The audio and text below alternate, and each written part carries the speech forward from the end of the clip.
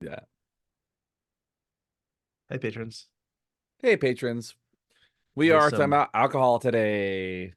Yeah, missed so much political talk. I know we figured out how to dismantle the system, but I think now that we're recording, we forgot.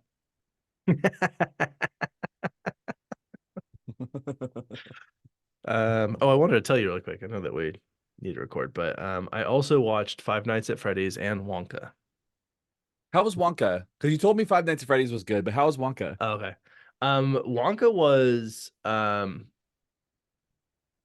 kind of liked it. I thought that Timothy Chalamet did a he was a lot more he was a lot closer to Gene Wilder than Johnny Depp was. Um, Sure.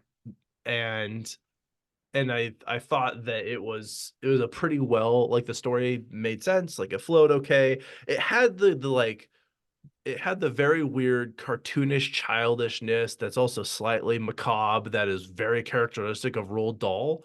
So I think they Uh, captured that aspect of it well, but it's like it's pretty silly and weird and like over the top in places. Um yeah.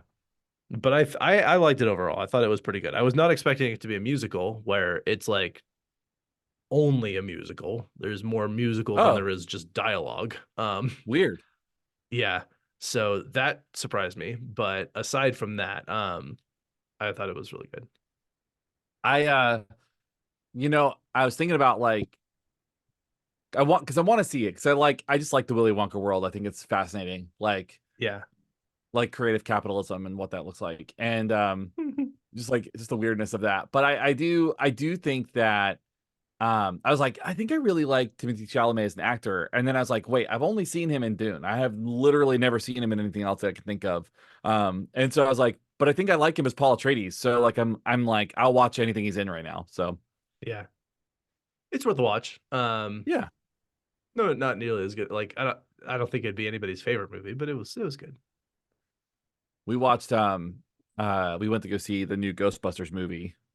Oh, yeah. How was that? Oh, dude, it was so much fun. It was so much fun. Nice. I mean, it's Ghostbusters. It's absolutely a Ghostbusters movie. Okay. But I think and I'll talk about it because it's going to be my recommendation for this episode. But I think it does a fantastic continuation of that world. Um, Okay. like because I think there's a lot of rich storytelling that can happen inside of Ghostbusters that's really fascinating.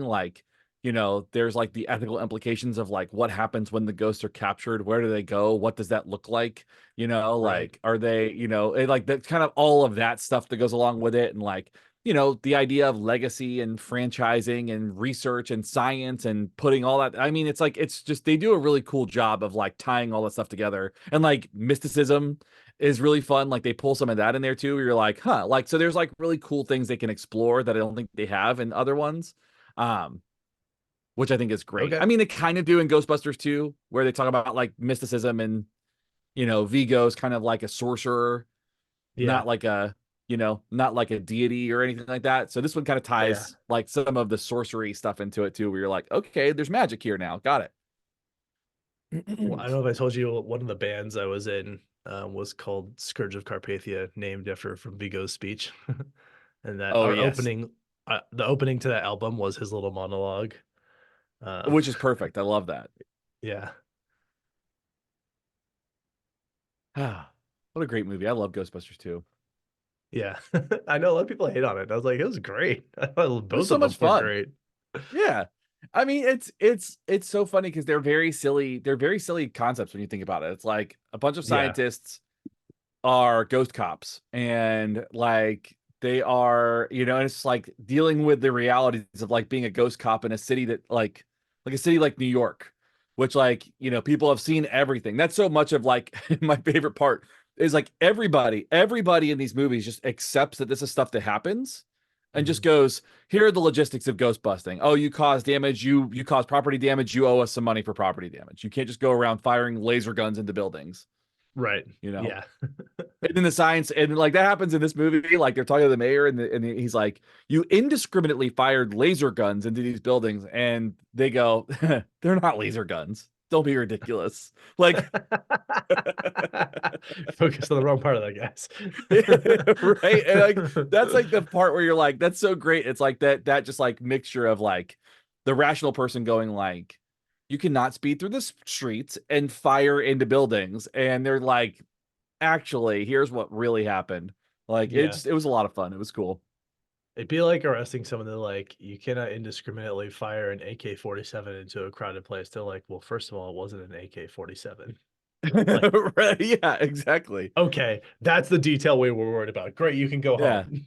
Great. Yeah, exactly. And that's like the whole like that's like the every time they interact with somebody who's like a government official, that they're like just that piece is just so fun. But yeah, it was good, man. It was definitely worth seeing. It was an interesting story.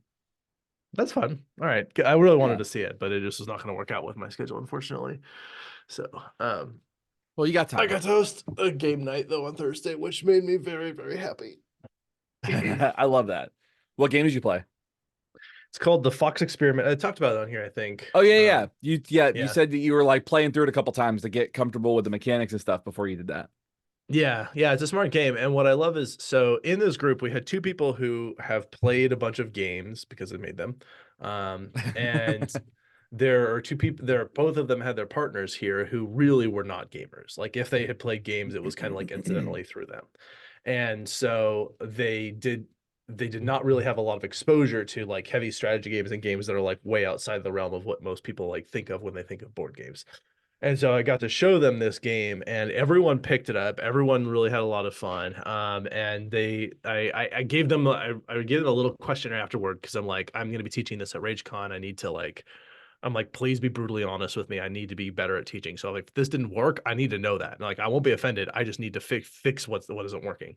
And Right. so I had everyone rate how confused they felt after I explained the rules, how much they enjoyed the game, and like how clearly they understood the rules, basically. And Uh-huh. was the three that I came up with just sort of on the spot. And everyone gave the game a 4 or 5 out of 5. So they Okay. really, really liked it. And actually during the Cool. game, they commented, they're like, oh, I would play this again. And like, oh, this is really cool. And so they seemed like really enjoy it, which was great. Cool. Um, so it was, I think the game does several things really well, but that tells me that it's a pretty good game for people who are sort of early entry level, getting used to like bigger games, which like Right. and like more heavy on the strategy end and sort of like very unique mechanisms you don't see in the more popular board games. So that was cool. But I think I don't remember if I told you one of the things about this game. This was kind of a selling point, I think, for me and other people. Is by the end of the game, you have like 2 handfuls of dice that you're just throwing on the table. And then you're going through like sort of sorting through them.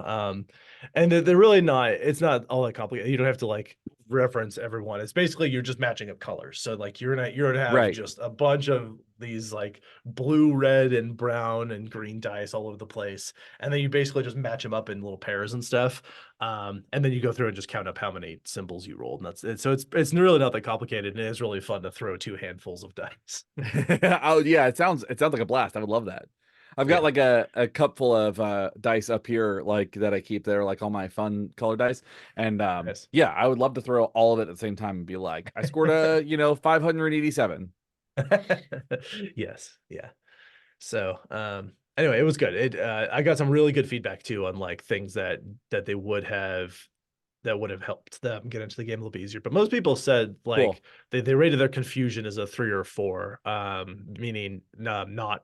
So 1 was very confused and 5 was not at all confused, and the Okay. range was 3 to 5 among the 4 people. But I think the average was about a 4.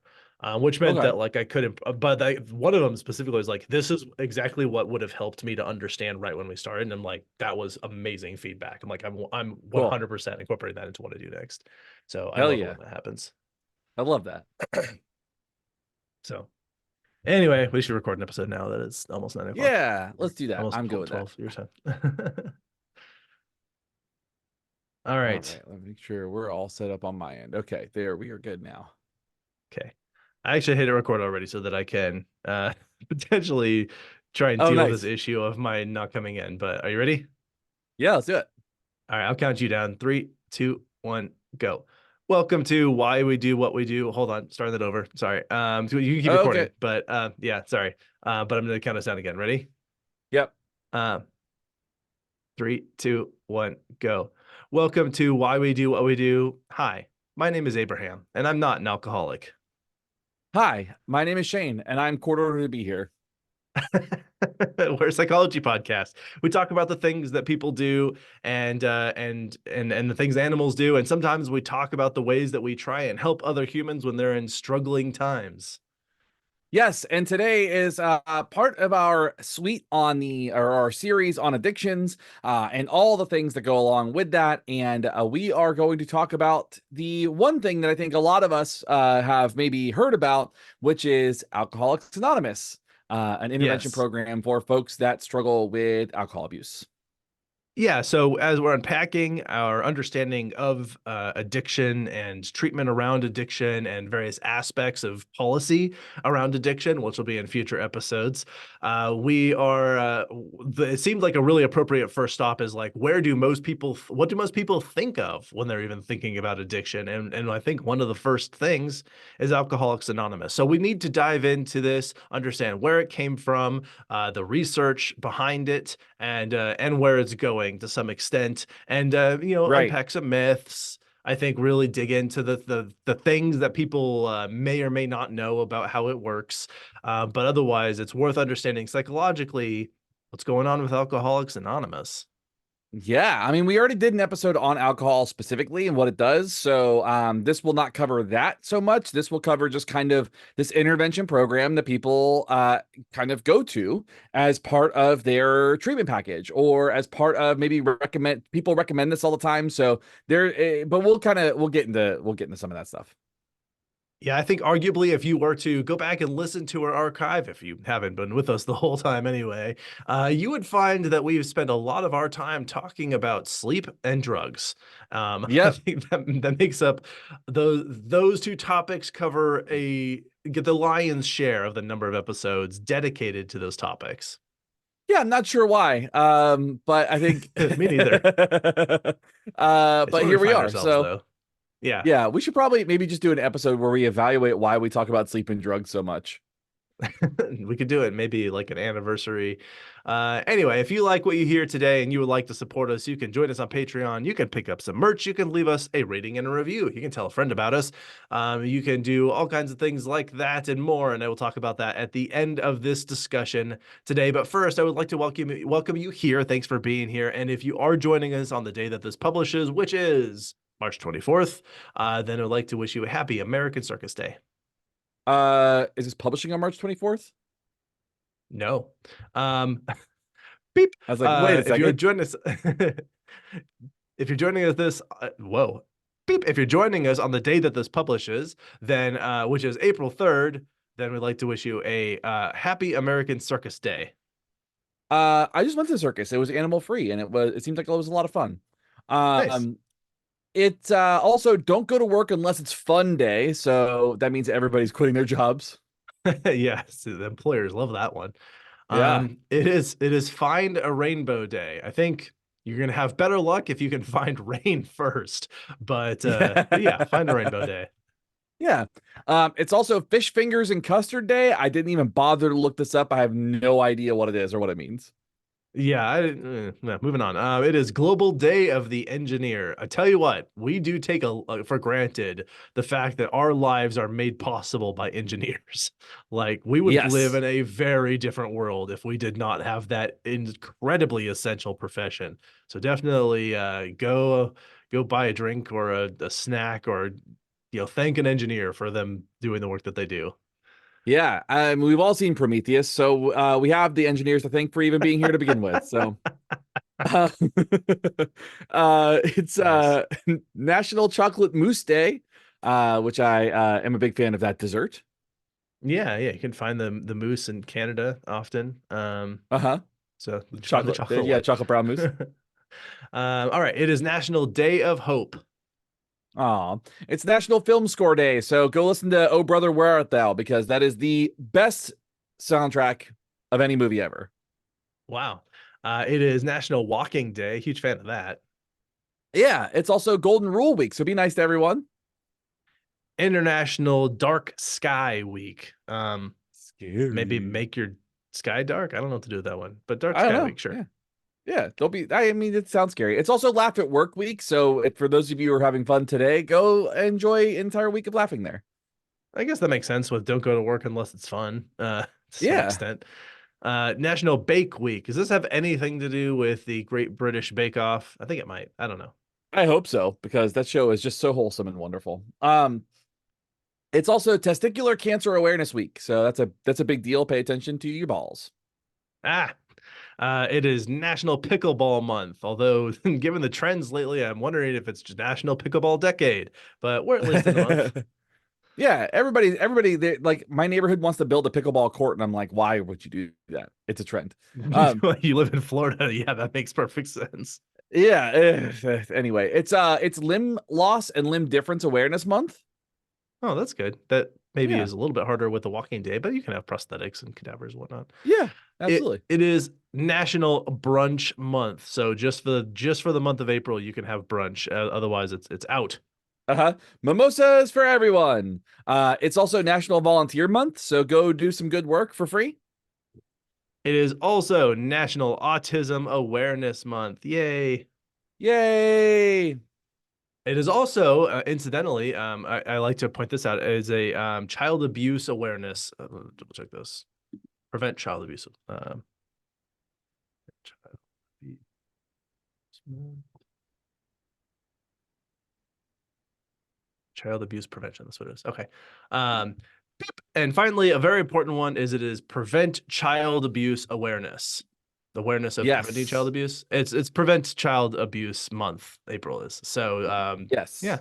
always important. Don't abuse children. Yep, 100%. I think that's a mantra of the podcast. Yes. And it's not like sometimes don't abuse children. It's like never ever abuse Never children. the Like, times. Never. yeah.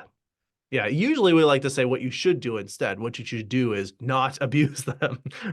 Yeah. You should treat children with love and kindness. Do Yes. not abuse Treat them. them with love and kindness. Yes. Be compassionate. It is it you when you have a blanket like don't ever do this sort of thing, those can be useful rules, and that's a good one. Yeah, I think Anyway, so.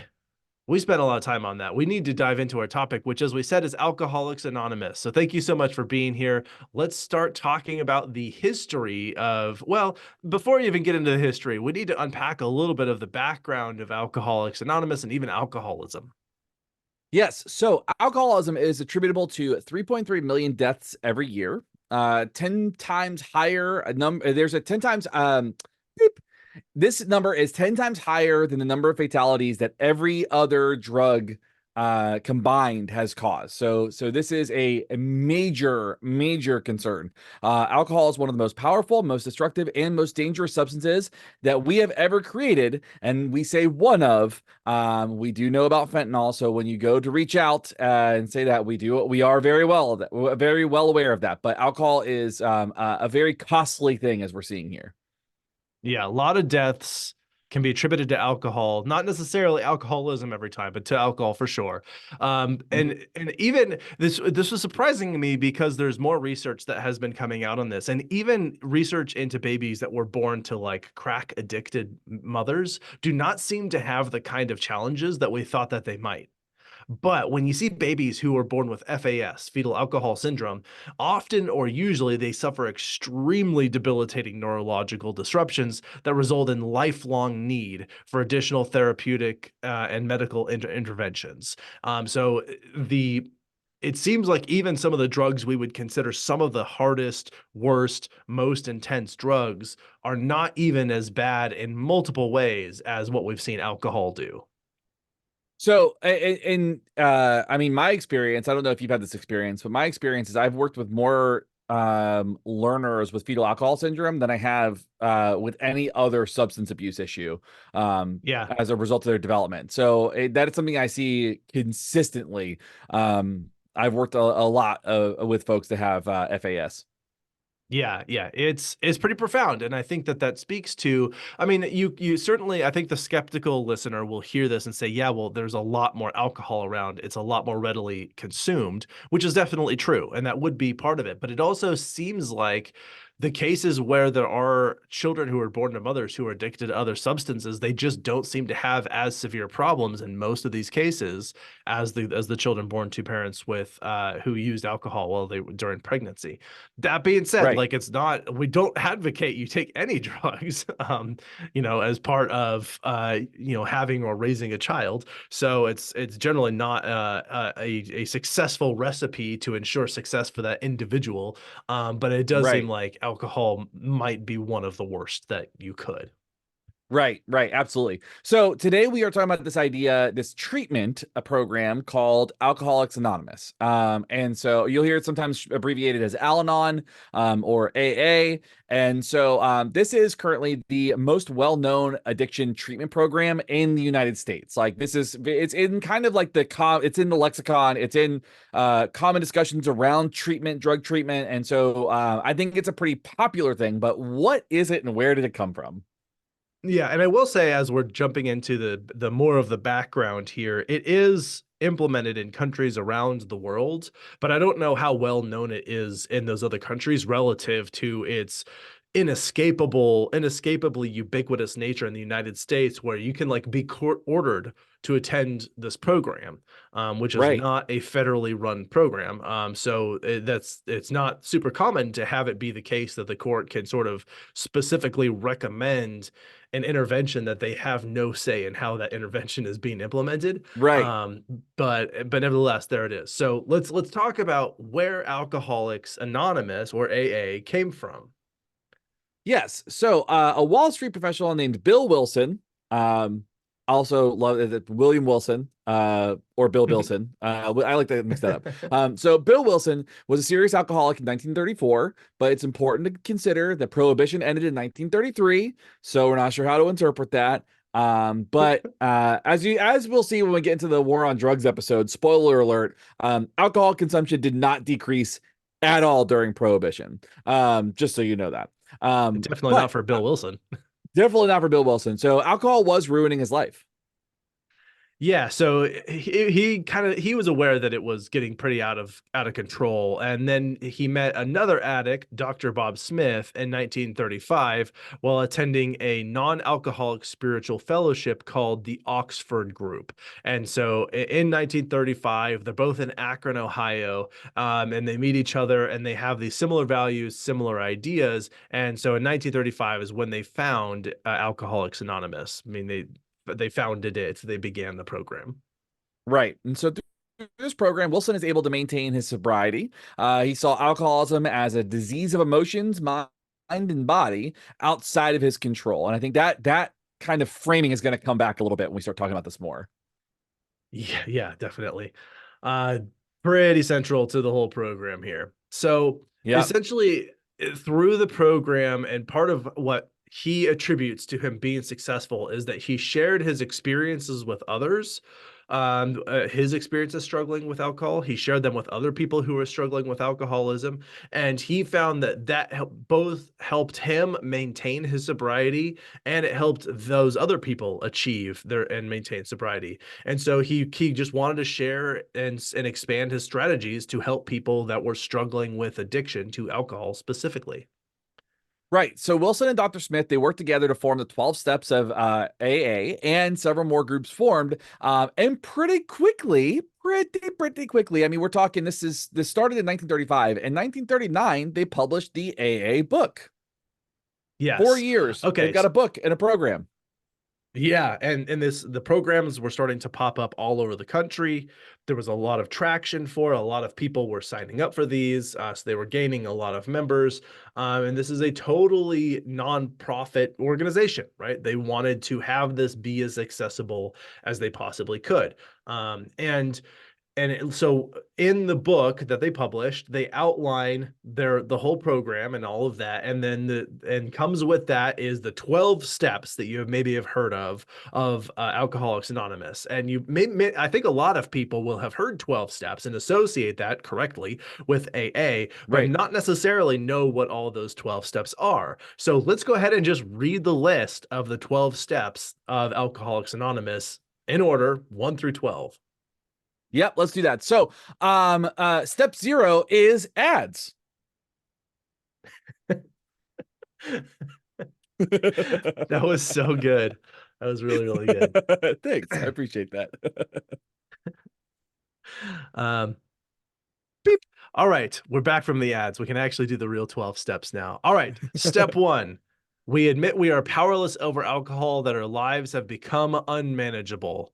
I've also saw this wrote in a more sort of perfect past tense that we admitted that we were powerless over alcohol. Our lives had to become unmanageable. But yeah, so step one, we admit we're Yep. powerless.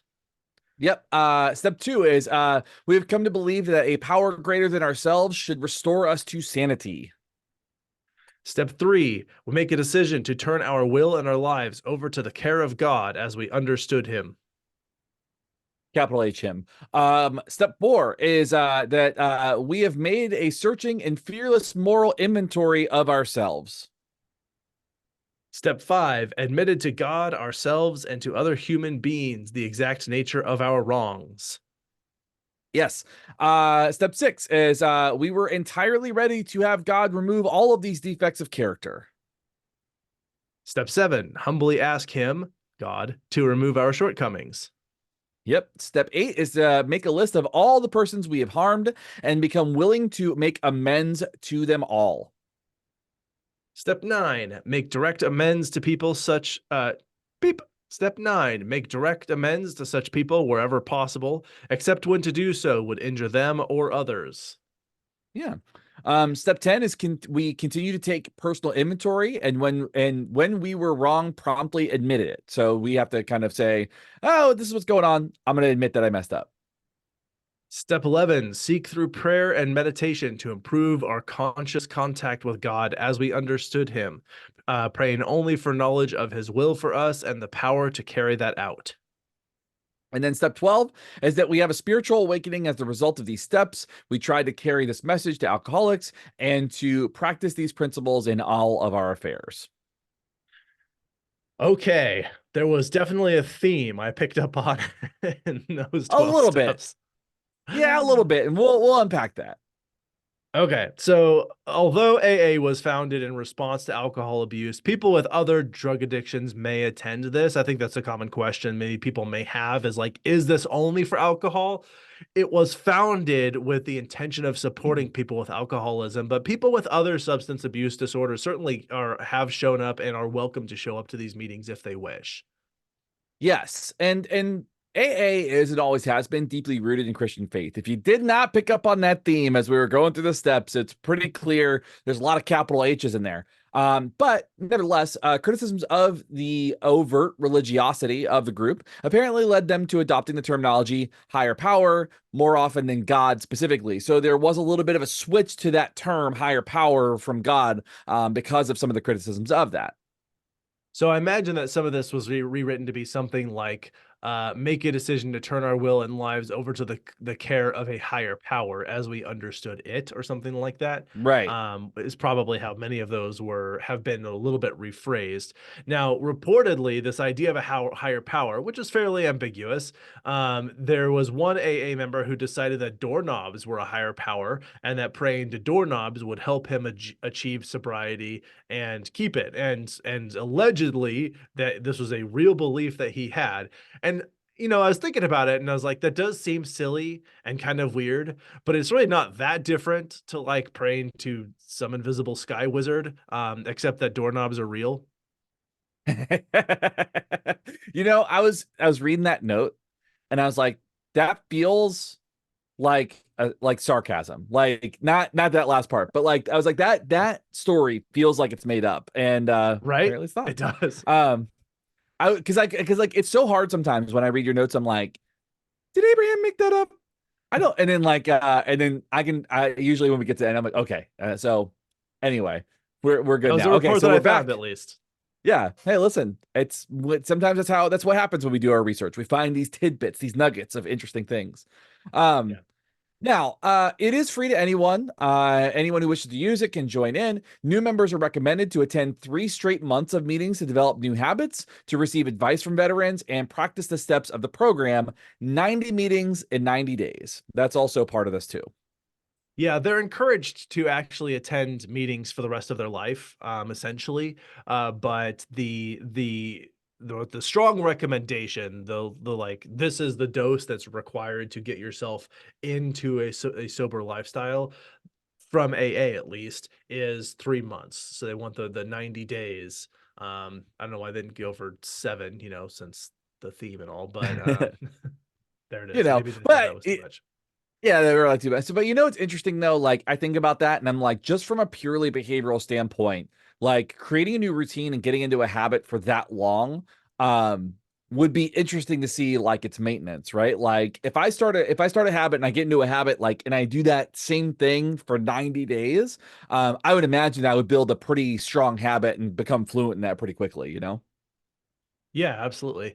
So, and that we will get into, I think, the parts of this that are probably somewhat effective. Um, Right.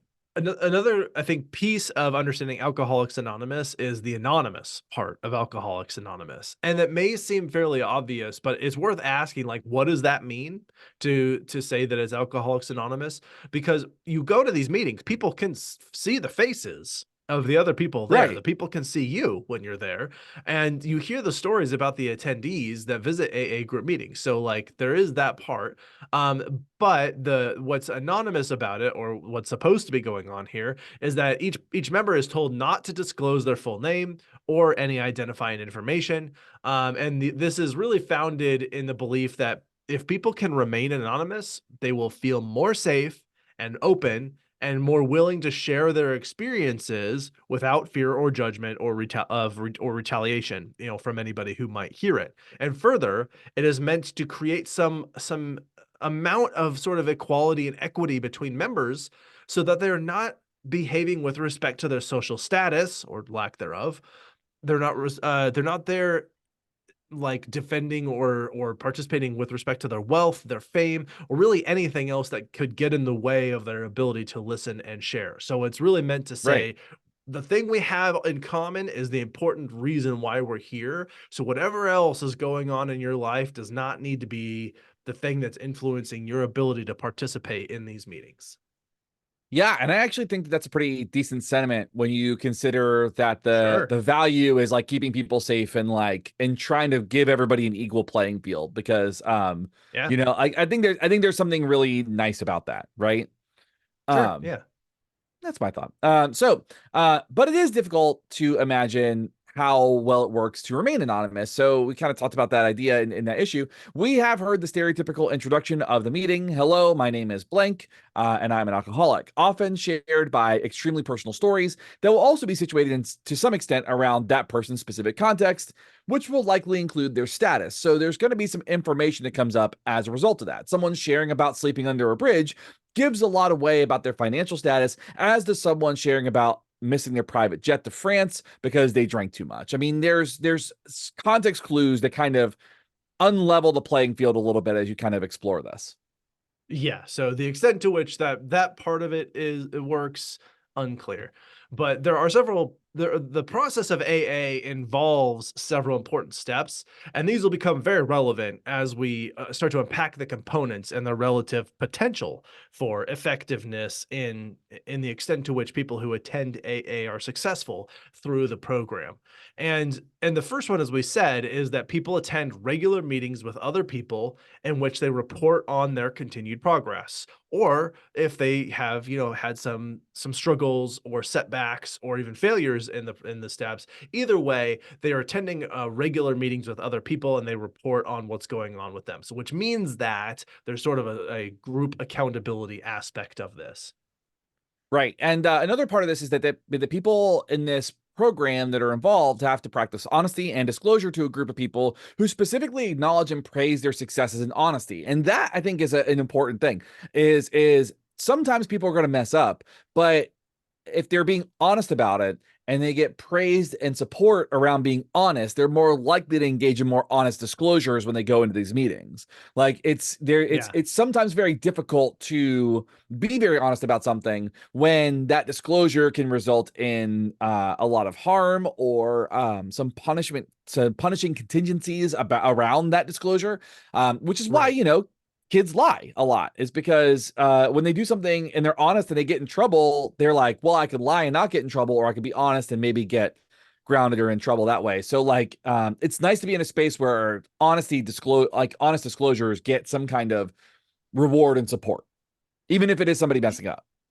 Yeah, and it means that they can share about their successes because there's a certain vulnerability to, like, I have been dealing, like, there was this time that I really wanted to drink and I chose not to. And if you say that in front of a group of colleagues, they're like, whoa, you were trying to drink during that? And that's like not the reaction they're looking for. The reaction they're looking for is the group of people saying, congratulations, that was a huge milestone. I know it must have been tough. And so they can sort of have that opportunity to receive acknowledgement for the success that it was without the judgment Right. that would come from the context in which that decision may have been made.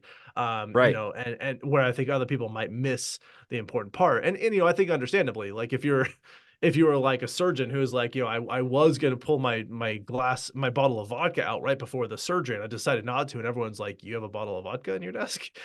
And you're Right. like, but I didn't though.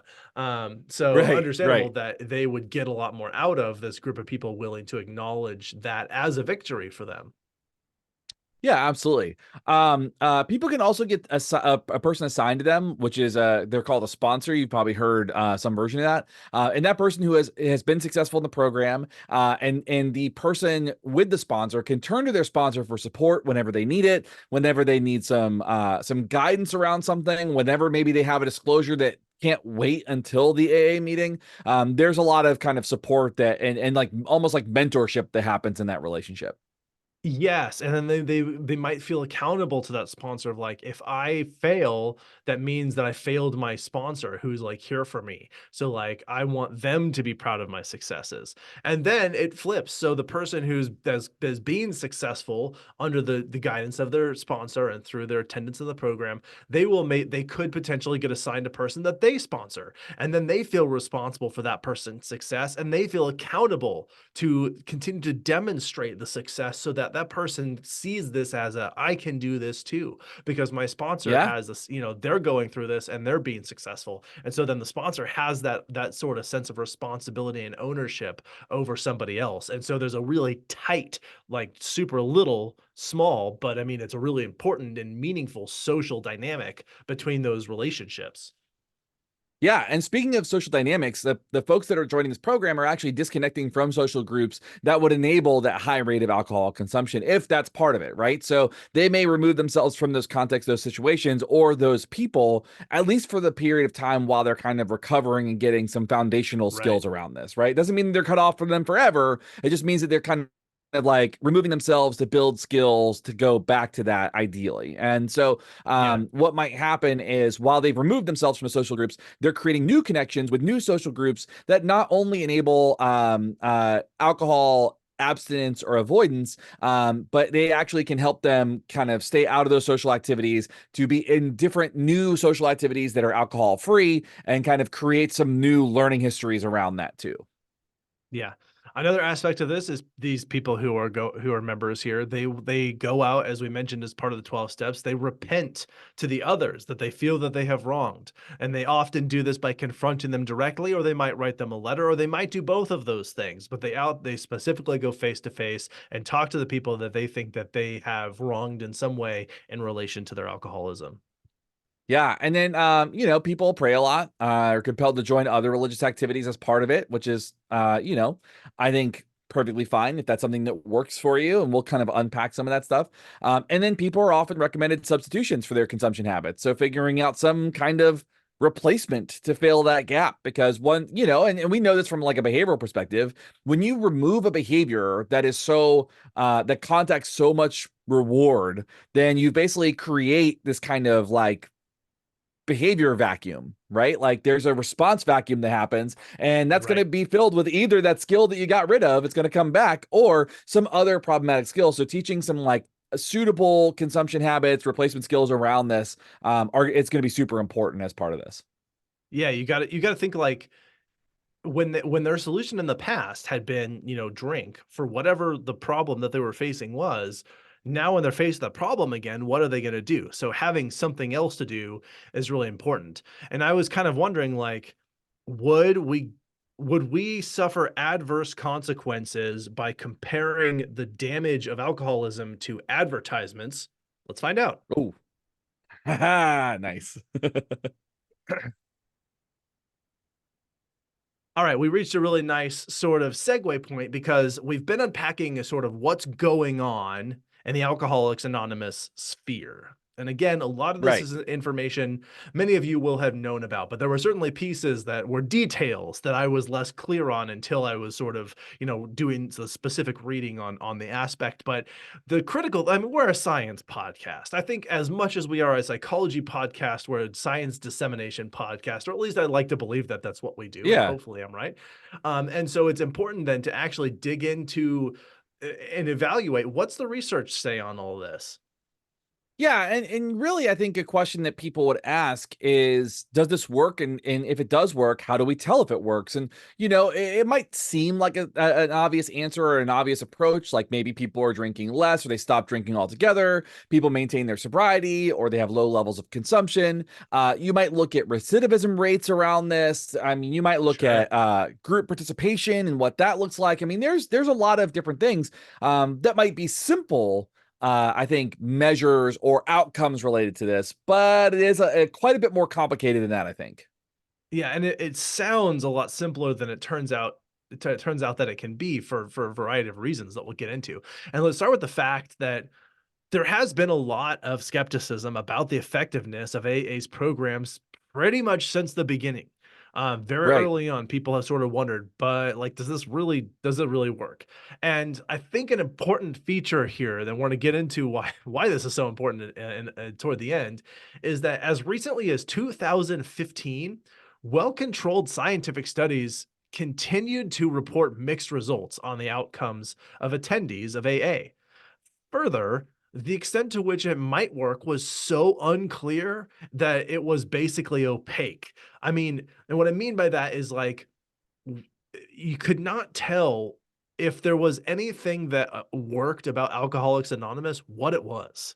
And we couldn't even Right. tell if it worked better than doing nothing at all, better than other intervention programs, better than medication, better than therapy. Was it worse than those? It was really difficult. And most of the studies were really all over the place. You had some that said it was worse and some that said it was better. Right. Which I think, when you're talking about something that you're trying to gather evidence for, that doesn't sound like evidence because it's like your answers to a Yeah. question could be multiple. And Yeah. that, I mean, we already know that from just like a basic human behavior standpoint that, there's not a one size fits all type of circumstance. But if we're talking about like a pretty consistent effect, it didn't look like we were seeing that just yet. And what we found was that most research looked at how people who joined AA achieved sobriety, but that in itself is a complicated question. What does that mean? Are we talking about sobriety for one day? Are we talking about that they only drink alcohol in moderated amounts at irregular intervals?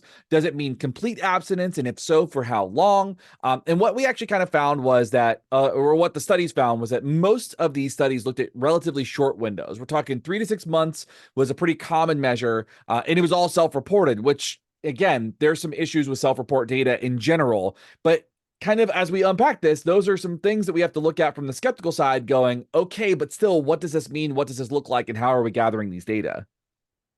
Exactly right. And like, and how, to what extent can we accept the reports that were given as being good, accurate reports? If someone is as feels really strongly about Alcoholics Anonymous, whether or not they've been successful, maybe they contacted a piece of success that resulted in one really substantial, meaningful change for them. And even though they didn't maintain their sobriety, they want it to look good. And so they're asked, did this work for you? Are you sober? They might say, I'm sober enough to say yes. Right. I'm not as drunk as I have ever been, so yes, let's go with yes. Sure. Sure. And so I think you could imagine that that would be the case if they don't have another way to like really clearly determine those sorts of things. And so some research looked.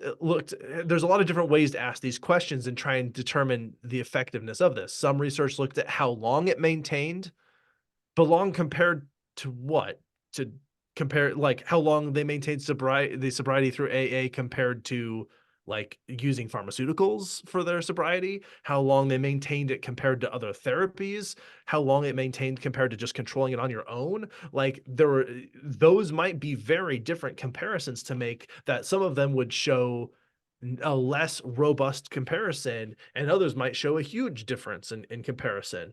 And so it's Right. like, how well did people maintain their alcoholism when they also then picked up doing like heroin? Like, not well, Right. you know? So heroin, bad intervention, but we won't call it heroin. We'll just call not AA. Right, right. And those are some complications. I mean, some other ones too, and I think it's important to note that the research up until this time was that was favorable for AA was generally self-report, self-selected, and conducted by groups who were generally biased toward AA. Like they actually found those programs to be really helpful and they actually had like a particular leaning to that. Now, on the other side of that, research against was also generally self-reported, self-selected, but it was conducted by people who didn't really care about the outcome for AA or like didn't wasn't really in favor. So you can see kind of how biases might show up in this space, and in that regard, makes it really complicated to kind of rifle through the results of the studies that have been done so far. Now, recall that I said that this was up until about 2015, but in 2020 things changed. The most systematic and largest meta-analyses like ever conducted to date was published, that both weeded out weaker studies and included a lot more studies that were of sort of higher scientific rigor. And the conclusion was, drumroll please. All right, AA was somewhat effective. So in these, about 15 to 25% of people remained abstinent in non-AA groups compared to 22 to 37% in AA. So let me just say those numbers again. About 15 to 25% versus people in AA was 22 to 37%, which is higher. I mean, that's not a Yes. slam dunk. It's not like 100% of people. It's not even 50% of people, but it is higher. Yeah, it almost reads as like it's better than nothing. Yeah, So and actually, yeah, and these were in direct comparison to pretty much everything besides AA. So this was like nothing. It may have been other intervention programs, it may have been pharmaceuticals, but it was like AA compared to all the other things. yeah. So, I mean, that's promising at least. But again, I think there is the difficulty in how we're studying this. I mean, consider those who are approached to participate. If we are already being successful, then they might be more likely to agree to participate. And the pressure of participating in research might further influence them to gain and maintain sobriety. So there is kind of like that iatrogenic effect of the study that shows up and produces that type of outcome, right? Like, hey, I did a study, I said I was good, I want to keep that up. But people who are struggling to maintain sobriety may be less likely to want to participate in studies because maybe they're embarrassed about it. Maybe they're not at the stage where they're disclosing. Maybe they haven't hit that step yet, and they're not really prepared to do that. And because of that, questions that specifically ask about drinking may not get answered, or people who are still drinking but still participating in these programs are very unlikely to participate in studies like this. And generally speaking, they want to have some kind of randomized assignment for people who are and who are not participating in AA so that they can weed out like what other elements may have brought them there, right? If it's randomized, then you should have an even mix of people with high and low motivations and like a variety of circumstances in each group. That's really difficult to do. They did have some studies that managed to pull that off, but it's important to consider that, let's say someone ended up in a control group. You can't ethically or even practically ask the people in the control group not to seek help for their drinking. And that could Right, include them using AA if they wanted to do that, right?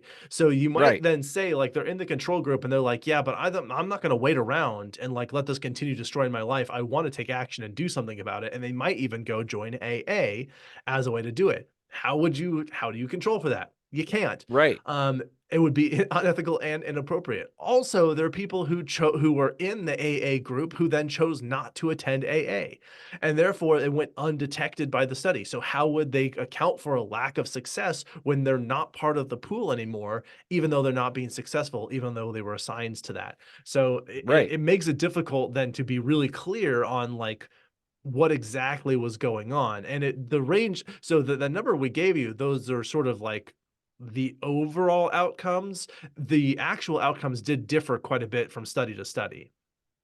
Right. And I think one thing too to account for is that we are talking about, and this is true for just about any sort of like drug counseling type of space or substance abuse type of space, where recidivism rates are fairly high or relapse rates Yeah. are very high, right? So like I think, when if you hear the number like 22 to 37% and you're thinking that's a pretty low number, yeah, that's a pretty low number. But that number, those low rates of success compared to relapse are pretty consistent among most addiction programs. Just they vary, right? But there are Yeah. typically pretty low success rates in general, because relapse rates can be so high, as a general rule. So I just want to kind of orient everybody to that as well as we start to explore some of the other things. And we'll talk more about those data in those specific contexts. But I think it's important to kind of give a little bit of frame on that too. I think that's fair. And I also think it's, when we talk about numbers like this, I think we sometimes forget like these are people and their lives. And Right. we want to acknowledge and celebrate every life that is improved by a successful intervention is an important is important and that it matters. And so it's like just saying that like, yeah, but it wasn't, as many people, and we don't know what the factors around that always were, but the people who were successful, like when it was a larger number, like that matters. Like it is important, Yeah. even if it's not like, as I said, it's not a slam dunk. It wasn't everybody who was able to work their way through it, but any success where we can find it, we want to acknowledge like those people, like those are people. And so Yeah. we do want to sort of celebrate that to the extent. Yeah, absolutely. Now, some other questions as we kind of unpack the research part are, questions about what about people who attend AA but get other support and treatment to manage their addiction? So maybe there's like what you could describe as multiple treatment effects.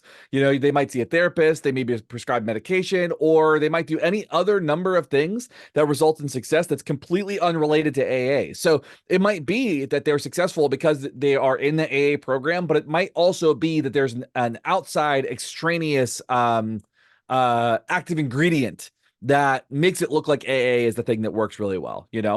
Yeah, yeah, like, let's say that they join AA, but they also joined a pickleball league, and they don't drink alcohol while during before, during, or after playing pickleball, and so, like, that was actually the critical thing is they have a new group of friends that are promoting exercise that is like, alcohol would be counterproductive to that, and they really enjoy their pickleball, and so Uh-huh. now, that is actually the thing that's the most effective at helping them achieve and maintain sobriety, even though they are also going to AA. That could happen. Yeah, it could. Absolutely. Pickleball is the new intervention, I think. And now many people swear by the effectiveness of AA for themselves, and there are plenty of success stories out there. So what we're just trying to do is like say more than anything how difficult it is to impact the research here and to conduct the research, right? But it also like those numbers are clear that this is not for everyone, and probably most important, it's very unclear what part of the program is working when it does work. So we'll Right. need to talk about that here in just a second. Right. And I think the other side too is like this idea of effectiveness, right? So if we were pointing out like that this was a highly effective program, or if this were a highly effective program, it wouldn't have taken so long to find that out. We would have had some good scientific evidence that is all in the fact that it's only coming out just now, finding that there is a statistically significant difference. I think, and we can kind of argue, is pretty damning evidence about how either the research around this was conducted or whether or not this was a highly effective program. What we're kind of leaning on here, and what the studies are saying is it's modestly effective for some people sometimes. And again, that's not necessarily a bad thing, but I think there is I think there's a difference between kind of like spelling out like explicitly, hey, this doesn't work for everybody, but this seems to work for some folks really well. So like maybe consider that, versus going, this is the program to go to, period. Like there is like for the fact that there are court orders to go to these programs and stuff like that for a program that maybe works at close to 40% of the time, I think is a concern that we should look at. Yeah, yeah, it's exactly. It's important to I think understand what the major caveats are, and that like like a court ordered recommendation that someone do this, you I think you could say there's a 40% chance that that'll be an effective, strategy for them. Right. And even that I think is not a totally accurate characterization of what the math says. And so that's why part of what needs to what has happened and what needs to happen is starting to understand what does and doesn't work about this, which you'll have to wait for after these ads. Mm, nice. Okay, so let's I think unpack, generally speaking, any kind of treatment addiction. Well, what this is going to be primarily oriented around alcoholism and treatment for alcoholism, but there are aspects of this that are true for kind of anything. So let's start to unpack what works and what doesn't here. Yeah, there's a general rule. There are three kind of domains or aspects of addiction recovery that are worth taking note of. There's detox, there's pharmaceuticals, and there's therapeutic support. And so I think when it comes to alcoholism, we have to talk about this idea of detox and what that means. And detox is not that thing where you go to the local smoothie place and get like a detox smoothie to feel better. Just to be clear, okay? Like that's what your Wrap liver your body does, in and that's what your seaweed and mud. yeah, like that's your body already does that. You got kidneys. What do you think your kidneys are for? Is all I'm saying. So detox though is a critically necessary component of any sort of addiction recovery, but it can be very dangerous, especially when it comes to alcohol. And it's rare, but people can die from alcohol withdrawal symptoms during their detox. I mean, I know that I know this is not comparable, but I know that there are days when I don't have coffee in time and I feel terrible. And like I mean my head hurts and Yeah, like I can't it's yeah. it's it's it's awful. I can't Yeah. imagine like this level. And like I said, I'm not comparing it. I'm just saying that like that is just a small taste of what some folks go through on like this higher intensity level. And so what this means, this detox process means, it means that it's a process that should always, without exception, be supervised by medical professionals or a team of trained medical support staff. And there are many low cost or even free programs around the country and in many countries around the world to support this detox stint that somebody has to go through, which may be anywhere from a couple days to maybe even a couple weeks. And so I think it's really important to kind of keep that in mind. And that all depends on the severity of the substance that's being detoxed, and the severity of the addiction itself. Right. Yeah. Another step is pharmaceuticals, and this one is a little bit trickier. I think filling people with pills can be dangerous, and you also could essentially just substitute one addiction for another if you're not being careful. But some of the most commonly accepted drugs for alcoholism that to support achieving sobriety include naltrexone, which is designed to reduce the pleasure that is derived from drinking. Disulfiram, I think is how you say that, and this one is people will have heard of this. The idea of this drug is that it's designed to cause nausea and discomfort when drinking, to essentially pair drinking with like extreme nausea and distaste. Right. And then the last one is acamprosate, I think is how you say that, which is designed to suppress alcohol cravings by essentially replacing the neurologically the chemicals that would be associated with like alcohol seeking type behaviors. And so those are sort of the three different pharmaceuticals that might be prescribed to help people who are trying to kick the habit. But an important piece of this though is to consider it depends on how people are using the alcohol. Some Right. abusers use it as a sleep aid. Okay. And in these cases, a sleep medicine is probably the best treatment option for them. Some people might use it for pain management. And so a better pain medicine and possibly other medical intervention. We're not trying to get people hooked on opiates Right. here. Might be a more appropriate type of medication is to help them manage their pain in a different way. And so, like, it's worth considering what role the alcohol fills chemically and medically, that people are using it for. That is then the thing to replace it with, because it may not be that you want something that mimics the effects of alcohol or makes it taste disgusting, and because they might even fight through that if the motivation is to overcome their pain, right? And so just Right. being, I think it's important to understand contextually and functionally how it's being used. Right, absolutely. There's also that third level, which is the therapeutic support, and many people are able to successfully quit drinking, but by just committing to the change through some type of support. But most people need or would at least benefit from having someone to talk to, just as a general rule, not even in addictions, right? Outside of that, people just generally have they benefit from having somebody to talk to, who they can seek help from and having them navigate feelings, but especially in addiction, navigating feelings and thoughts they're having around their use of substance of choice, or seeking that, or triggers around what might be causing those cravings or that need. And so therapy is a good idea in general, for most, if not all people, just as a general rule, but also especially for folks who are kind of managing and kind of navigating recovery, because recovery is a long, bumpy process that is going to have a lot of U-turns and detours, and having somebody to kind of help guide through that is incredibly helpful. Yeah. Okay, now we've been talking about sort of just treatment for addiction, generally speaking. So we haven't actually gotten into the AA part.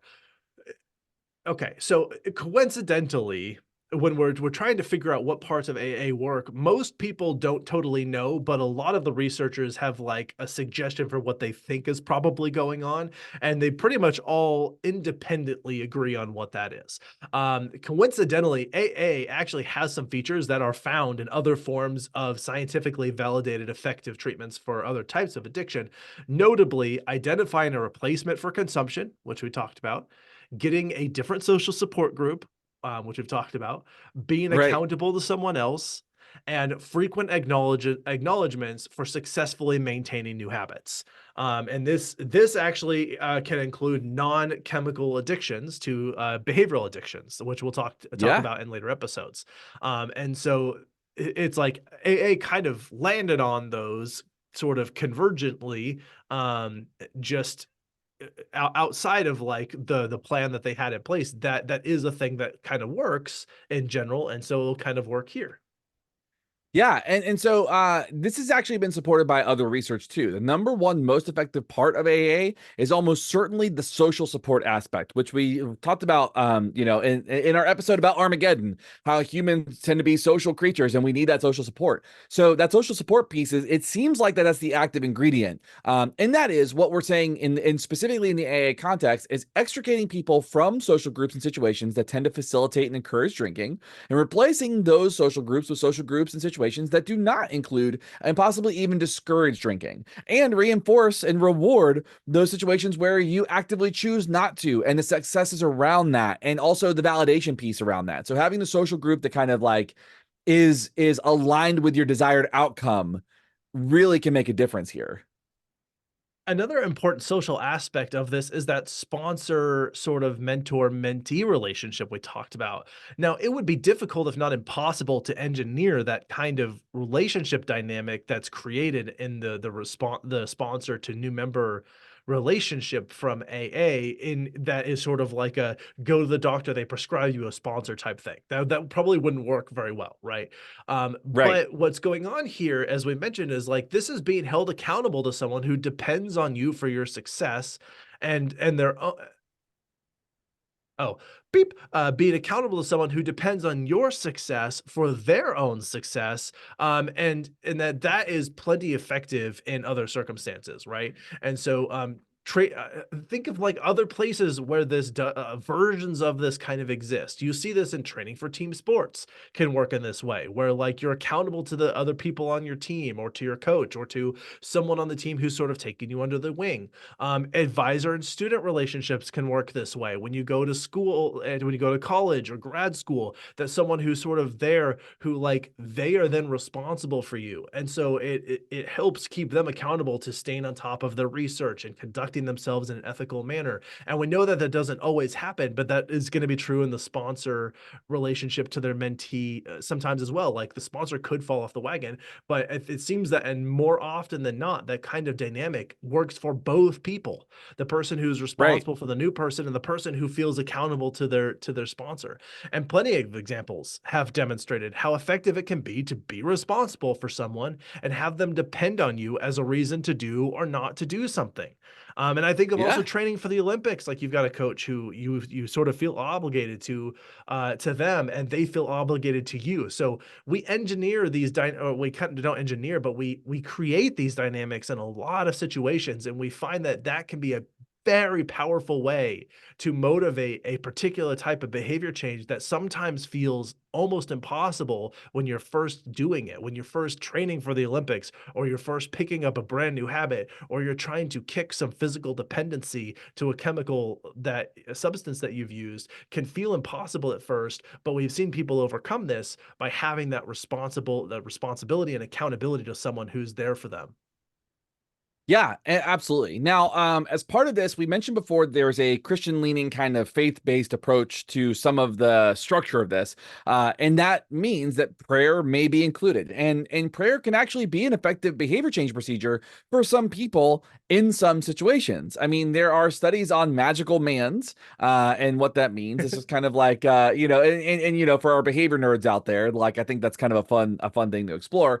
The problem with prayer is that it's wildly unpredictable about how effective it will ever be and can even go the opposite direction for some folks. And it's unlikely an important part of why AA works for the vast majority of folks. In and of itself, prayer does not always produce the overall outcome or reward that people expect. And so because of that, it's kind of haphazard or kind of creates almost like I don't want to degrade for folks that find prayer powerful. I don't want to like diminish that. But Yeah. ultimately, every one of your prayers does not get reinforced. And the ones that do get reinforced or rewarded are kind of variable at best. And so by Right. itself as an intervention does not work as consistently effectively as some other parts of this. And some people will see it as I did my time praying, now I don't have to change my behavior. Right. And so that's where it can be counterproductive. So we're kind of now moving on. We sort of try to cover the spectrum of what works and what doesn't, starting with the most powerful thing, which is a change in your social structure, to the least powerful thing. And I think prayer is kind of a wild card. Sometimes it works, sometimes it doesn't. The next step in here is this expressing regret and guilt and doing a penance to others. This is likely completely ineffective. There's really no evidence that this has ever been a long-term strategy for successful behavior change, is going over rehashing all the things you've ever done wrong. Like Right. we've never seen that work anywhere else, so it's unlikely that that's actually an important part of any of the aspects of the intervention. And likely if you threw it out, not only like there would be no change in outcomes at worst, there'd be no Uh, change, so right. yeah.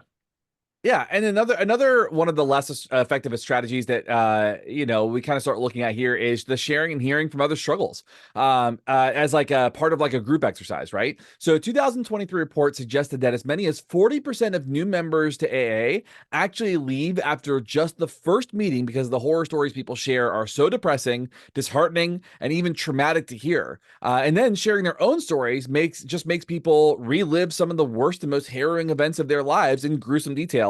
And this can actually motivate people to self-medicate with the thing that they usually use to feel better, alcohol. So they kind of leave those and they go, "Oh, that was so bad. I got to have a drink." And that in itself is kind of like what they found is sharing and hearing isn't really the thing, at least in a group setting, is not the thing Right. that's helpful here. Like maybe having a sponsor and being able to have your feelings validated and those experience validated and stuff like that part might be the helpful part, but doing the Yeah. the sharing and hearing in the group context is not the thing that works for folks.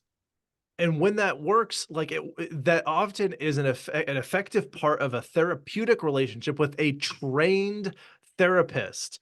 Like just going over the shotgun approach to a bunch of strangers that are not trained therapists, they don't know how to react to that kind of thing. Oftentimes it's just sympathy, sometimes it's trying to give you advice. A trained therapist is someone who knows how to engage with and direct that kind of verbal exchange so that it can be productive. These other spaces, you don't know what you're going to get, and it can actually be very counterproductive to essentially Right. re-experience that trauma again, if you don't Right. have someone who's there to be a support. So in a therapeutic context, that might and very likely will be an aspect of it. In this context, probably dangerous, right? Right. Like I would strongly actually encourage that they take that aspect of it out.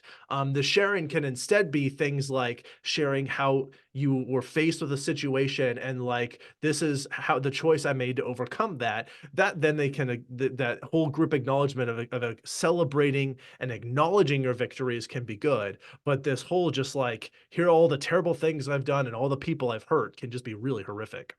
Right. And I imagine there's probably been some shift on that if they're responding to people leaving, right? Like, I mean, if You would AA is a think. responsible program, like if they're a responsive program, then they're going, whoa, whoa, whoa, whoa. Our membership is going down, and we're noticing that people are leaving after this first meeting. I wonder why. Maybe we need to kind of structure our sharing to mostly share successes or share like kind of overcoming barriers. It might not necessarily be a success on its face, but it might be just like, hey, here's how I overcame this particular issue, which is something that was historically a problem for me. And that might be a better way to go about that without having to re-trigger or distress anybody else in that space. Yeah, and I don't know if they are. I would say typically I expect any organization that's foundation is primarily religious to ignore to ignore any like they usually forge ahead in the absence of evidence. And Sure. so I don't know. But it's possible.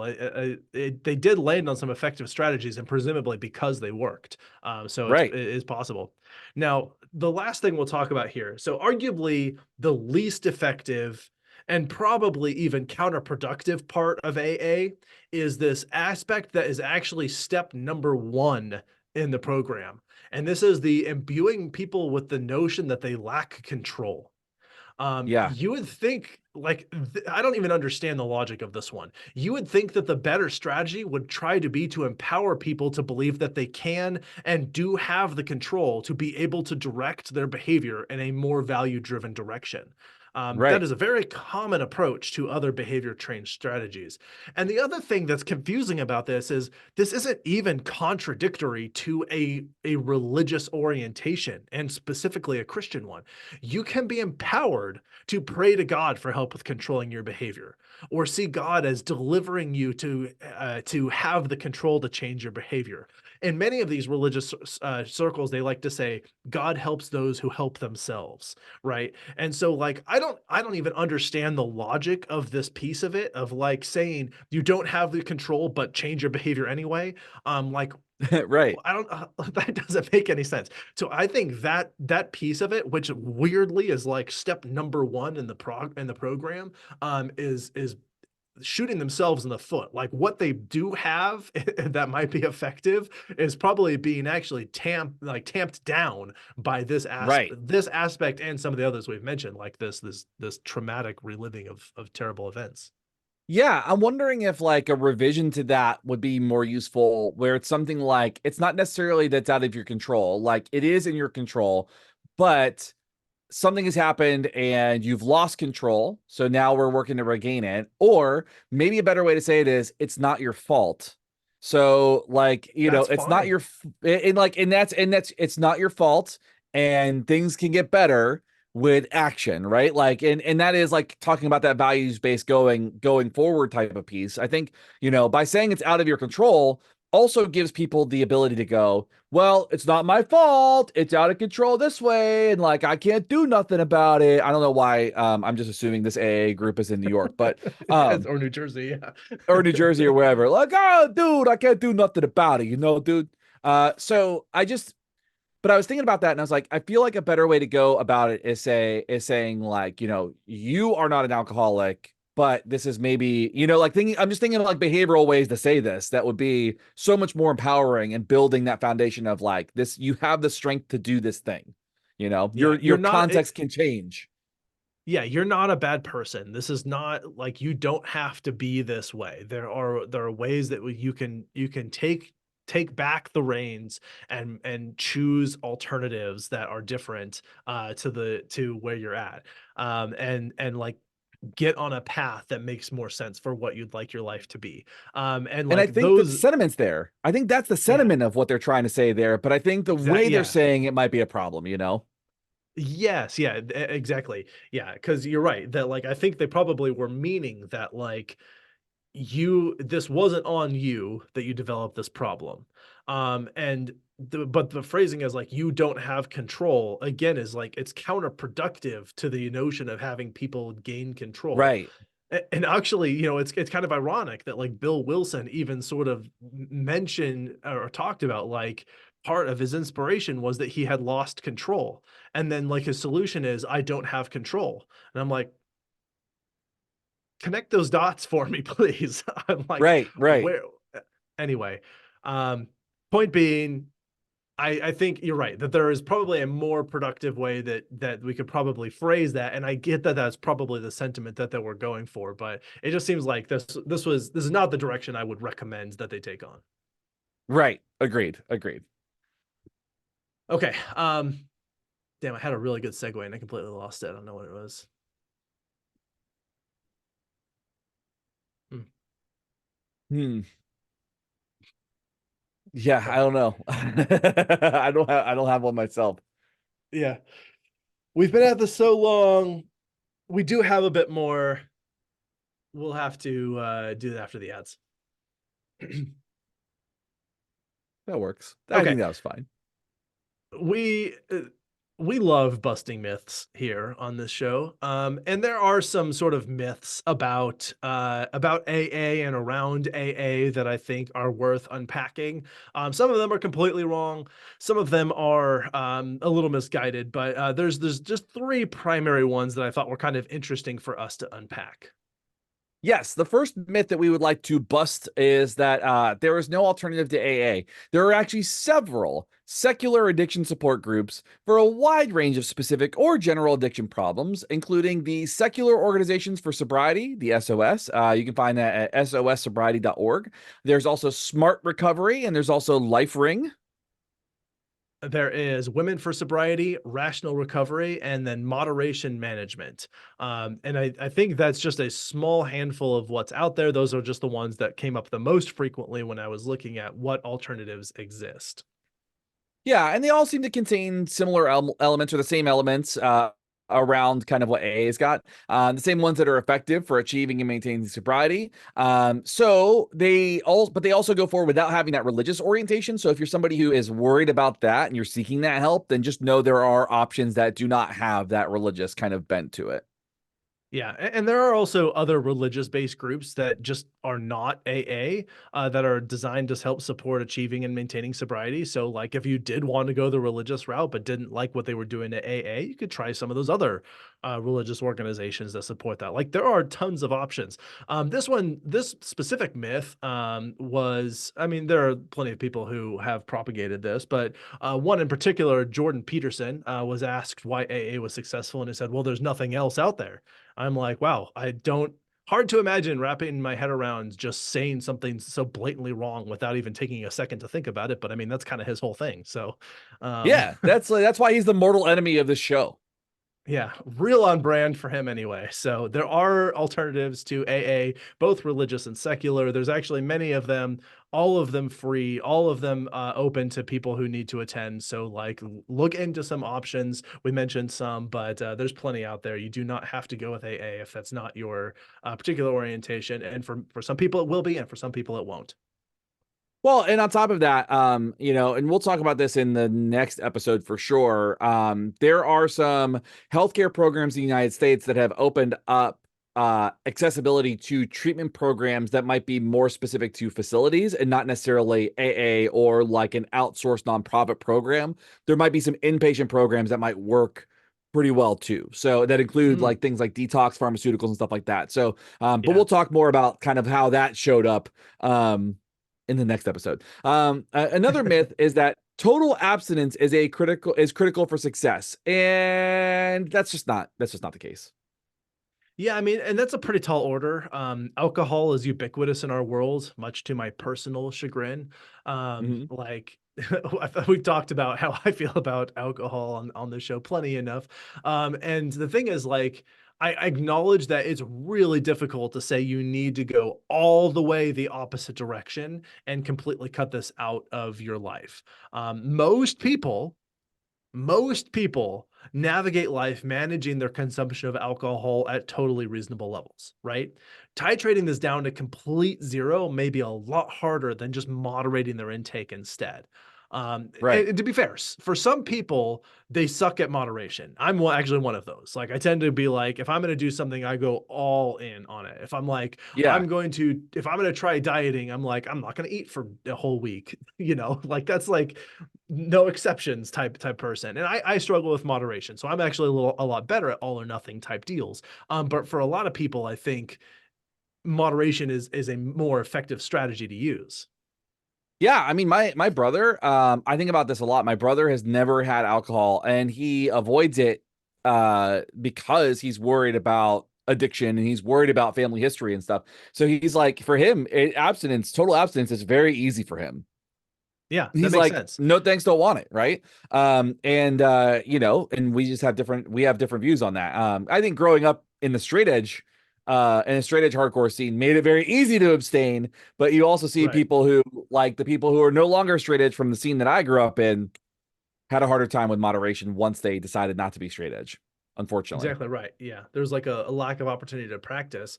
And it might be more effective to actually just help reshape people's relationship to alcohol rather than trying to eliminate it altogether. And I think Right. that a lot of programs are specifically oriented to instead moderation and like a slowly titrating down to a lower level than they are to going, complete cold turkey or just even gearing toward abstinence. And so I think total abstinence does not always have to be the goal. Like I said, for some people it is. I would be one of them.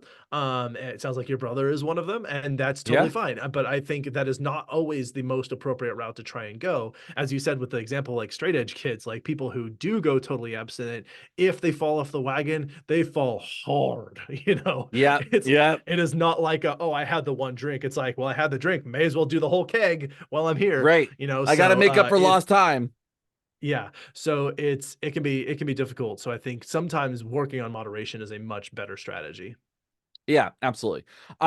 Then and the final myth that we're going to bust is that it's about the Serenity Prayer. So the Serenity Prayer can actually be traced back to the wisdom of ancient philosophers. It's not just a uniquely AA thing. The Serenity Prayer is actually very common in AA. It's so common that you might actually think that they wrote it, and actually they have assumed that they have assumed it was written by. Okay, actually, historians believe that it was written by Oh any no, no, number of ancient. the Oh, AA people have made this claim.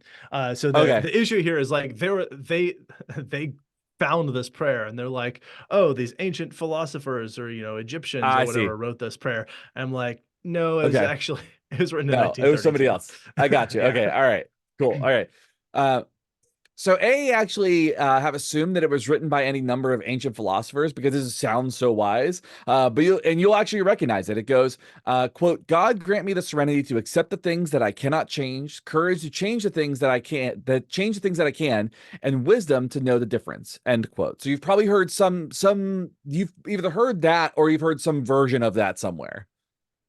Yeah, now they have sort of talked about and written about the like, oh, these were these ancient famous philosophers back in the day. Actually, these words were written by German American and Christian ethicist and theologian Reinhold Niebuhr. That's Hmm. my attempt at that. That was Who good. lived thank you. Who lived 1892 to 1971. His original 1932 prayer, just 3 years before AA was founded, was slightly different, but pretty close. So, as you said, the prayer that most people hear is, quote, God give me, grant, sorry, beep, beep, quote, God grant me the serenity to accept the things I cannot change, the courage to change the things that I can, and the wisdom to know the difference. What Niebuhr actually wrote, or Niebuhr, was, quote, God give us grace to accept with serenity the things that cannot be changed, courage to change the things that should be changed, and the wisdom to distinguish the one from the other, end quote. Yeah, it's a little bit different. But he also wrote hundreds or even thousands of such prayers and did not seem to think that this was a particularly special prayer. So could you imagine that, where it's like this thing is getting used as like a hallmark for a program, and this guy's like, yeah, I don't even remember writing that. Yeah, that was basically what happens too. Um, I mean, I've done that. I've written stuff and I'm like, I don't even remember saying that or writing that. So I yeah, I see how very it could much so. happen. The YMCA also borrowed his prayer in 1936, but they put their own spin on it. So their version goes, quote, "Oh God, give us courage to change what must be altered, serenity to accept what cannot be helped, and insight to know the one from the other," end quote. So you can see that like his sentiment, I think, really registered with a lot of people, and they really like the sort of I think the cadence of it and the expression of the theme. There's like a little bit of like a almost comedic quippiness to it, that I think resonates with people. Sure. But it's so couched in like religious orientation that I think anybody who is of that faith is going to hear it and be like, awesome, love this so much. So anyway, just a fun thing to know is like that was actually written in 1932, just barely preceding the founding of AA itself. Yeah, and I actually really like the sentiment, like the idea of Yeah, like thinking about like, okay, like something's got to change and I've got to be brave enough to change it. Some things I yeah, can't change and I've got to be able to accept that. And I got to be able to know the difference between the two. Like that is actually like a pretty decent outlook on life, you know? So I don't think that, I think it's actually pretty great, but you know, yep. it might not work for other. It doesn't work for me as like a driving motivator. Like I'm not gonna go, okay, here we go. But like it's a nice thought. Kind of, I put that on the same pedestal as like something like where Kurt Vonnegut would say, you know, and we are here on Earth to fart around. Don't let anybody tell you any different. You know, like to me, it's like just kind of like a nice like orientation to kind of like a philosophy or a thought that you can kind of get behind. You know. Yeah, totally. Well, this one has gone quite long, which is no surprise. We're unpacking the behemoth that is AA, so we kind of Uh knew it huh. was going to be a bigger one. But wanted to, I think that's what we more or less have to say about AA. There's obviously a lot more unpacking that could happen, but I think that for more, we've covered essentially what we wanted to cover to be able to talk about how this affects people psychologically, what the alternatives are, what we think is going on in some of these, and what the research says. And I hope Hmm. that we have accomplished that sufficiently today. Yeah, I Um, mean, I think the thing I always kind of like, I would say, I think the only thing I would say to end that would be that if you find AA helpful or have found AA helpful, we'd love to hear from you and love to hear your yeah, experience or thoughts on that. I don't think there's anything wrong with finding something useful if it improves your quality of life and moves you in a direction that is away from the things that were harmful for you or other people. So, very like, much so. while this is not 100% effective. If you have found it effective, then that's really truly what matters. If your Absolutely. quality of life has improved because of this, then by all means do this. Yeah, do the thing that works for you. If it's AA, great. If it's something else, we'd love to hear that too. You should reach out to us directly. You can email us at info@wwd.wwdpodcast.com. You can also reach us on the other social media platforms, and share your stories. We're happy to hear those. We would like to acknowledge you and others for the victories that they've had, and help point you towards the resources that we mentioned earlier, for those of you who are looking for those. So this is a thing that can that people want to help people with this particular issue, both around Right. alcohol and other substance abuse addictions. And we'll talk even further about some of these down the road as we go, because there's so much to unpack with addiction, and we're sort of just barely into our journey so far. But we've taken a step or two. We're moving. It's coming along. Right. Absolutely.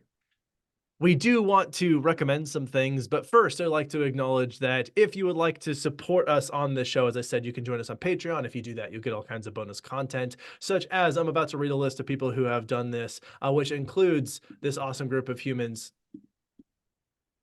Generating list. We have someone who's free on here. I wasn't sure if I should read their name because That's been a thing that's come up.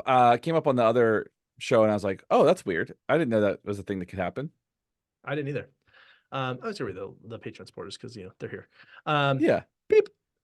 So our group of awesome people includes Mike M, Megan, Layla, Mike T, Justin, Kim, Joshua, Brad, Stephanie, Olivia, Brian, Ashley, Kiara, Christy, and Michelle. Thank you all so much. We really appreciate you So like so much more than you know. so much. Also, I'd like to thank my team, the people who helped make this show happen. Writing and fact checking from Shane and myself, audio production and engineering from Justin, and our social media coordinator is Emma Wilson. think there's anything else. I said, reach out to us, join us, support us. Oh, otherwise you can support us is you can pick up merch from our merch store. You can leave us a rating and a review. Give us those nice 5 stars. It gives you the warm fuzzies when you do that. You can tell a friend and be like, hey, check out this awesome It podcast. You does. will be so happy that I told you, and we'll be even better friends. And that is universally the effect that that has. Yeah, exactly. So if you want better friendships, tell everybody about us. Anyway, is there anything that I forgot or anything that you'd like to add before we talk about recommending some things? No, I think that covers it. Okay. I'm recommending a movie that came out, I want to say 2023. This is called The Creator, starring John David Washington, Gemma Chan, Ken Watanabe, I'm sorry if I'm butchering that, Sturgill Simpson, Madeline Voiles, and Allison Janney. This one was nominated for, but I don't think won an Academy Award for Best Visual Effects. They did some, it is an incredible looking movie. I think, how would I describe this? Did you see this one? I didn't, but I saw some of the marketing stuff, which was pretty cool. Yeah, this is a movie about the future of AI, where AI is trying to live in harmony alongside humans, and many humans want to basically declare war on AI, and so it's kind of about some human stories at the center of that war, but it plays out in the context of the war of humans versus AI, and the humans that are allied with the AI is kind of an interesting wrinkle in there too. So it's a pretty interesting movie, and I visually very incredible. I was really impressed with the effects. The performances were all really good. I enjoyed it, so I'm recommending checking out The Creator. At the time, I believe this is currently streaming on Hulu. That we're recording this. It's possible that this is available on other platforms. It's a 20th Century Fox thing, so maybe it'll be on Disney Plus, or maybe it already is. But yeah, so that's The Creator. Yeah, it's on my list to watch. I heard it was actually pretty decent. So, Yeah, it was good. all right. My recommendation is a movie that just came out in theaters, and I think it is a blast. As a child of the 80s, I cannot help but love so much this franchise. And that is the new Ghostbusters movie, and it's called Ghostbusters Frozen Empire. So this is a direct sequel to Afterlife. The if you've Okay. seen Afterlife, it is that one takes place in Oklahoma, which is very different for a Ghostbusters movie because all of them take place in New Yeah, York. Frozen right. Empire brings it back. And I think it's all back in New York. And I think this one introduces some really cool concepts that are a little bit different than what we've seen so far. So this one introduces the concept of like, what if the Ghostbusters had financial backing? Oh, Because like, yeah, so for those of you who hadn't seen Afterlife, Winston is a multi-billionaire now. He started a company and like has this global kind of like business, and now he is bankrolling the Ghostbusters, including research initiatives. So this movie introduces things like the engineers. So they're Ghostbusters that are not out going and busting ghosts. They're in a research lab studying ghosts, studying technology, developing new things for the Ghostbusters. And I think that's one of the coolest things because it gives wow. them an opportunity to do some really creative things that you couldn't do in the originals because you only had four guys who were fired from college busting ghosts, right? So Right. really cool concepts, does a really good job of tying it back to the old movies. The main cast from the original movies play a huge role in this, Winston being the bankrolling financier, and Ray Stantz, Dan Aykroyd's character, being like a really great consultant for the new Ghostbusters. And man, it was a lot of fun. It was just so fun Cool. and just such a funny movie. And Paul Rudd is a great Ghostbuster, and just the kids in it are really good. Slimer's back. It's everything you want a Ghostbusters movie to be, you know? Wow, that's lovely. Awesome. Yeah. All right. Well, we went very long on this one, but that was great. I'm looking forward to seeing that movie. I'm glad that you're giving it your thumbs up because that makes me want to see it even more. Yay. But I think we should say our goodbyes. Anything else we need to add, or anything I forgot before we wrap up today? Nope, that's it for today. All right. Thank you all for listening. This is Abraham. And this is Shane. We're out. See ya. All right. Yay. I had a feeling We're good for. this one was gonna run a little long. Yeah, yeah. So the counter effect of saying that it'll run short and have it run long does not go the opposite direction. Nope. We have not found a correlation. Still feeling We okay can't for a we mini? just get this. Yeah, I think we should be able to do that. Sweet. I'm really hoping if we can do one this week and one next week, and then I'll be like, okay, we can start releasing the minis. Yay! I'm so excited for that. Yeah. We have so 'Cause then many. we'll have like a couple of months worth of padding, but we'll still want to keep on top of the recording schedule since there'll be a weekly affair. Yeah, for sure. All We'll right, start putting them out on Monday mornings, I think. Okay, cool. Give everybody a nice little taste for the week. Yeah. Maybe what I should do is I should take the logo, but I should shrink it down so that it's just like a white background. That will be a lot of fun. I actually really like that idea a lot. All right. Ridiculous. That's Yeah, so that was silly. intense. That was it was good though. I thought oh man, I was so impressed with your riffing on this. You like exactly captured the sentiment I wanted to have, but I didn't actually write. Oh, well, thank you. So I it was think so good. it's very rare. It's very rare, I think, that you and I have disparate views on stuff. Like, I think that you and I have like enough of a shared value around stuff, and we're strongly opinionated that like I think that no matter what either of us writes, the other one will like match that value pretty easily. Like I that's almost like that's never a worry on my end. Like I'm never like I would never write an episode and be like, oh, he's not gonna like this. Like Unless it was about mustard. unless it was about mustard, then there's that's the episode that's gonna be the final episode of the show, and that's gonna be the end of the show. Like, no, fuck you. Well, fuck you. Honey mustard is the exception.